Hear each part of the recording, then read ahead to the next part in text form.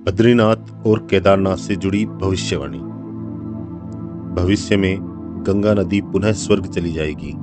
फिर गंगा किनारे बस तीर्थ स्थलों का कोई महत्व नहीं रहेगा, वे नाम मात्र के तीर्थ रहेंगे। केदारनाथ, जो जहां भगवान शंकर का आराम करने का स्थान माना गया है, वहीं बद्रीनाथ को सृष्टि का 8वां वैकुंठ माना गया है, जहां भगवान विष्णु 6 माह निद्रा में रहते हैं और 6 माह जागते हैं। बद्रीनाथ की कथा अनुसार सतयुग में देवताओं, ऋषि मुनियों व साधारण मनुष्यों को भी भगवान विष्णु के साक्षात दर्शन प्राप्त होते थे।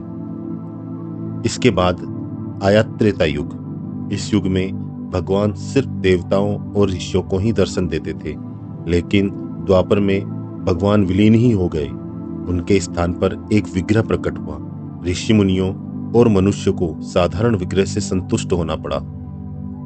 शास्त्रों के अनुसार सतयुग से लेकर द्वापर तक पाप का स्तर बढ़ता गया और भगवान के दर्शन दुर्लभ हो गए। द्वापर के बाद आया कलियुग, जो वर्तमान का युग है। पुराणों में बद्री केदारनाथ के रूठने का जिक्र मिलता है। पुराणों के अनुसार कलियुग के 5000 वर्ष बीत जाने के बाद पृथ्वी पर पाप का साम्राज्य होगा।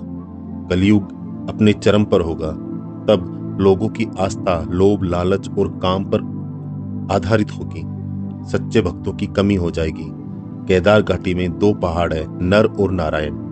पर्वत विष्णु के 24 अवतारों में से एक नर और एक नारायण ऋषि की यह तपोभूमि है। उनके तप से प्रसन्न होकर केदार में शिव प्रकट हुए थे। माना जाता है कि जिस दिन नर और नारायण पर्वत आपस में मिल जाएंगे, बद्रीनाथ का मार्ग पूरी तरीके से बंद हो जाएगा। भक्त बद्रीनाथ के दर्शन नहीं कर पाएंगे। पुराणों के अनुसार आने वाले कुछ वर्षों में वर्तमान बद्रीनाथ धाम और केदारनाथ धाम लुप्त हो जाएंगे और वर्षों बाद भविष्य बद्री नामक नए तीर्थ का उद्गम होगा। उत्तराखंड में आई प्राकृतिक आपदा इस बात की ओर इशारा करती है कि मनुष्य ने विकास के नाम पर तीर्थों को विनाश की ओर धकेला है और तीर्थों को पर्यटक की जगह समझकर मौज मस्ती करने का स्थान समझ लिया है। तो अब इसका भुगतान भी हमें ही करना होगा। पुराणों के अनुसार गंगा स्वर्ग की नदी है और इस नदी को किसी प्रकार से प्रदूषित करने और इसके स्वाभाविक रूप से छेड़खानी करने का परिणाम हमें संपूर्ण भुगतना पड़ेगा। संपूर्ण जम्बूखंड का विनाश और गंगा का पुनः स्वर्ग में चले जाना, यही हमारे पृथ्वी का आने वाला भविष्य है। इसलिए दोस्तों, जितना हो सके, जितना आप ज्यादा से ज्यादा कर सको, तीर्थ स्थानों को गंदा मत करो। उनको पर्यटक स्थल की तरह यूज मत करो।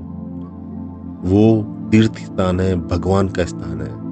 उसको पूरी श्रद्धा के साथ, पूरी आस्था के साथ वहां जाएं और दर्शन करें। जय श्री हरि।